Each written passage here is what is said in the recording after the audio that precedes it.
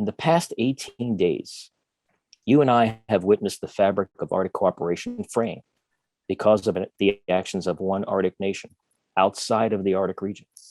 But the implications of these actions have rippled through every facet of the Arctic. We recognize no country, no region, no people, no global commodity, no bilateral or multilateral framework is immune to the impacts of this global shockwave. We indeed gather at an inflection point in our history, and there are real implications for the Arctic. As a result of Russia's invasion of Ukraine on a scale not seen since World War II, we are, I believe, witnessing and experiencing the second in a pair of historic bookends being set in place. These post-Cold War bookends contain the history of 33 years, from the fall of the Berlin Wall to today. And within these bookends, you will find the volume that tells the story of the Arctic.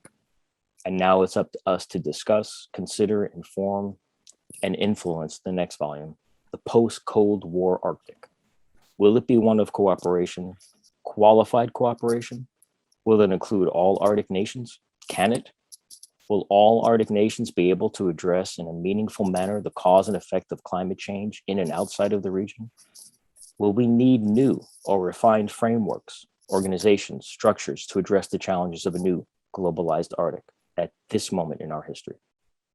Just recently, Robert Gates, the former US Secretary of Defense and director of the CIA, said, quoting him, "Our so-called holiday from history is over," unquote.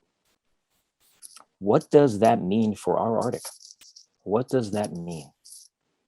Our region is connected to the entire globe. We know that. We talk about it together each day.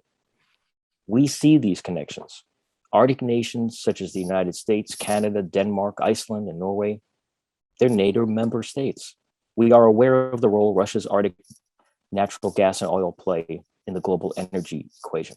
Our colleagues in Europe are acutely aware of this fact. NORAD is a key component in securing the North American Arctic, the US homeland, as well as allies and partners abroad. We are very well aware Russia's Northern Fleet, second strike capabilities, and submarine fleets are based in the Arctic. We track the discussions happening in Sweden in regard to that nation's perspectives on potential NATO membership. We too listen attentively to public opinion and political discourse in Finland regarding NATO membership, a country that shares a border with Russia that spans more than 800 miles. Many of us participating today know the Arctic has many dimensions, not just security. There are a wide array of social, cultural, environmental, economic, political aspects of the Arctic that, as at this moment, are feeling the tensions originating in Europe. We can feel them. We can see them. From Ukraine to the Yukon, we see how connected, interdependent, and integrated we really are. However, a peaceful and stable Arctic requires a high level of cooperation and foundational trust.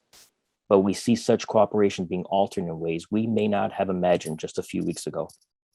Bilateral and multilateral Arctic frameworks and organizations have paused or altered their work with Russia, geographically the largest Arctic nation, now on the sidelines of important work that needs to be done on behalf of all citizens of the Arctic and the globe.